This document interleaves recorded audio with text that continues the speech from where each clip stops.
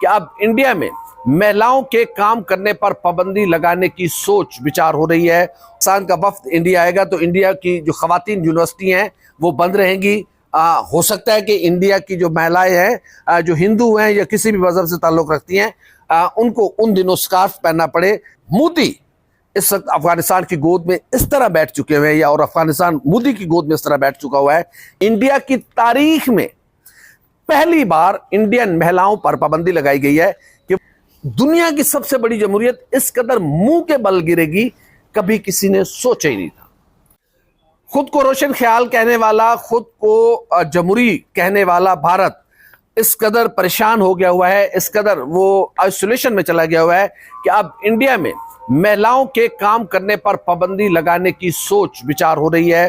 और अफगानिस्तान के जो वफ्द गया था, जब उस वफ्द की कवरेज के लिए इंडिया की जो महिला हैं, खवातीन हैं, जो जर्नलिस्ट हैं, वो जब पहुंची तो उनको कवरेज से रोक दिया गया और अफगानिस्तान की वफद की जानिब से ये शर्त रखी गई थी कि कोई इंडियन जर्नलिस्ट मौजूद नहीं होगी जो खातून है।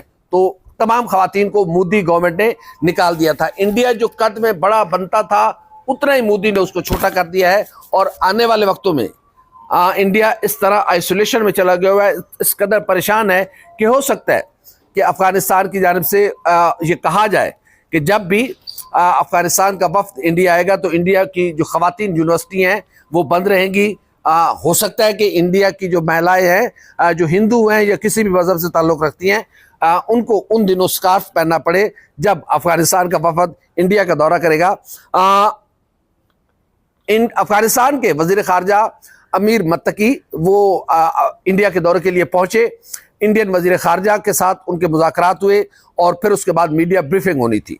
मीडिया ब्रीफिंग में अफगानिस्तान के जो वफ्द था उसकी जानिब से ये शर्त रखी गई थी कि इंडियन जो खवातीन जर्नलिस्ट हैं, जो महिलाएं हैं, वो इस तकरीब की कवरेज के लिए मौजूद नहीं होगी। यानी कि फाइड डिसोजा, बरखा दत्त, रायना अयूब, प्रिया अमानी, स्वीति चतुर्वेदी, रूहानी मोहन और अनोभा बंसाली, ये बड़ी कदावर जर्नलिस्ट है इंडिया की और दुनिया में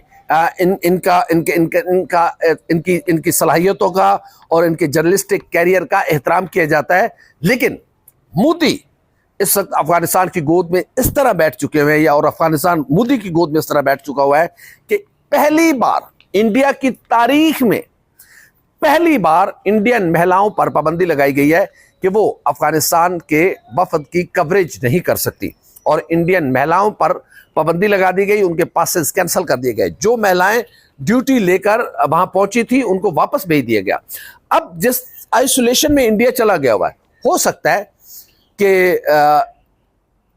नजरिया मिल गया है अफगान तालिबान और आरएसएस का नजरिया मिल गया हुआ है, आरएसएस और तालिबान की साइकी मिल गई हुई है, आरएसएस और तालिबान का जो वो है ना नेटवर्क वो आपस में मैच कर गया हुआ है। हो सकता है कि आने वाले वक्तों में उन दिनों में इंडियन महिलाओं को स्कार्फ पहनना पड़े, चाहे वो हिंदू हैं, चाहे वो सिख हैं, चाहे वो दलित हैं, चाहे वो किसी भी मजहब से ताल्लुक रखती हैं। जिन दिनों में अफगान वफद इंडिया आएगा तो शायद इंडिया की तमाम महिलाओं को स्कार्फ पहनना पड़े। हो सकता है कि इंडिया की जो यूनिवर्सिटियां हैं वहां पर खवातीन की तालीम खत्म कर दी जाए। हो सकता है ना, देखें, अगर मोदी अफगान वफद के कहने पर इस कदर कदावर जो इंडियन जर्नलिस्ट हैं जिनका दुनिया में नाम है, फाइड डिसोजा एक बहुत बड़ा नाम है, बरखा दत्त कौन नहीं जानता, जो वार रिपोर्टिंग की बहुत बड़ी माहिर मानी जाती हैं, बरखा दत्त, रायना अयूब, इनको और प्रिया अमानी, स्वीति चतुर्वेदी, रूहानी मोहन, अनोभा बंसाली, ये बहुत बड़ी जर्नलिस्ट है। इस तरह की जो पत्रकार हैं उनको भी उन पर पाबंदी लग सकती है कि वो उन दिनों में घरों से बाहर न निकले। जिन दिनों में कोई अफगान वफद इंडिया के दौरे पर हो, इंडिया में जो महिलाओं की एजुकेशन है उस पर भी पाबंदी लग सकती है, क्योंकि मैच कर गई है आरएसएस और तालिबान की जो वो है ना नेटवर्क है, वो आपस में मैच कर गया हुआ है। और पहली बार हुआ है कि मोदी इस हद तक गिरा है कि इंडियन जो पत्रकार खवातीन हैं, जो इंडियन महिलाएं जर्नलिस्ट हैं, उन पर पाबंदी लगा दी गई कि वो उस तकरीब में नहीं आ सकती जिस तकरीब में अफगान वफ्द मौजूद है। अब जाहिर है अफगानिस्तान मोदी की गोद में बैठ गया हुआ है और मोदी अफगानिस्तान की गोद में बैठ गया हुआ है, तो अब अफगान तालिबान का आना जाना तो रहेगा, अफगान वफद आते जाते तो रहेंगे इंडिया। तो ऐसे में इंडियन महिलाओं के लिए खुद इंडिया की जमीन तंग कर दी गई है और अब इंडियन महिलाएं अपने हकूक के लिए क्या रास्ता इख्तियार करती हैं। जाहिर है मोदी ने अपनी सोच का प्रचार कर दिया हुआ है। मोदी बड़े इंडिया को, जो इस दुनिया की सबसे बड़ी डेमोक्रेसी खुद को कहता था, जो खुद को बहुत बड़ा मुल्क कहता था, और हाँ हम भी मानते थे कि भाई इंडिया में बहुत सारी चीजें बेहतर हैं, इंडिया में कभी एक लम्हे के लिए डिक्टेटरशिप नहीं आई।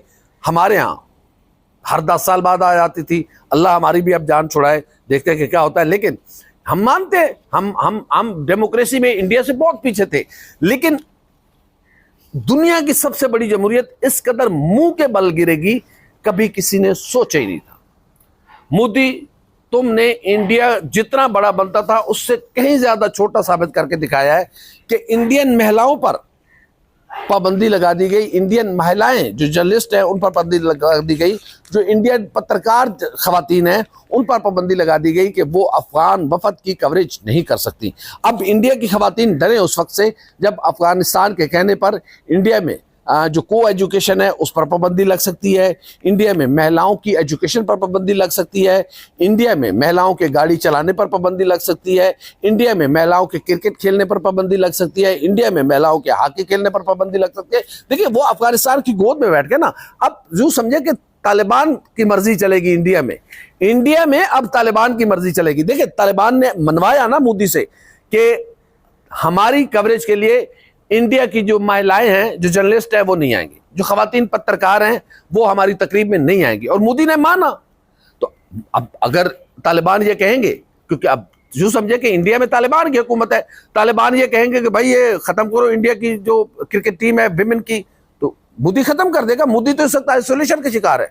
मोदी ने पूरी इंडियन कौम को आइसोलेशन में धकेल दिया। बहैसियत कंट्री इंडिया इस वक्त आइसोलेशन में। कोई दुनिया में कोई एक मुल्क सिवाय अफगानिस्तान के बचे भी थे आके तालिबान दे पैर पै जाए, कोई एक दुनिया में मुल्क इस वक्त इंडिया को मुंह लगाने के लिए तैयार नहीं है। तो आप तालिबान के पांव में पड़े हैं तो फिर तालिबान की हुकूमत है, तालिबान जो चाहेंगे वो इंडिया में होगा। और अब इंडियन महिलाओं की जिंदगी तालिबान के रहम करम पर है, तालिबान जो चाहेंगे वो होगा। इस तरीके से हमारे पड़ोसी ने, इस तरीके से हमारे दुश्मन ने तबाह बर्बाद होना था, हमने कभी सोचा भी नहीं था। बैसियत पे एक पड़ोसी के दुश्मन भी हो तो चलो यार, कोई खानदानी हो ना, इतना घटिया दुश्मन कि जिसने तालिबान के कहने पर अपनी रिवायात खत्म कर दी। कितने बड़े बड़े नाम इंडिया में खवातीन के हैं, मैं किस खातून का नाम लूं इंडिया की? ये खुद जर्नलिज्म में अगर मैं बात करूं तो ये दुनिया की, इंडिया की टॉप 7 वो खवातीन है जिनको दुनिया में एक्नॉलेजमेंट है। ये वो जर्नलिस्ट खवातीन है, ये कोई आम खवातीन थोड़ी हैं। लेकिन इन पर पाबंदी लगा दी गई कि ये कवरेज के लिए नहीं आ सकती। कहाँ है मेजर गोबर आर्या? निकलो ना बाहर, बात करो इस पे। साफ सूंघ गया तुम गोदी मीडिया के, तुम भी एक वो हो ना। कहाँ है जो गोदी मीडिया आज कहाँ बोल रहा है? खुद गोदी मीडिया ने अपनी खवातीन को कहा कि उधर नहीं जाना, कवरेज के लिए नहीं जाना। तो इंडिया इस तरह बर्बाद होगा हमने कभी सोचा ही नहीं था।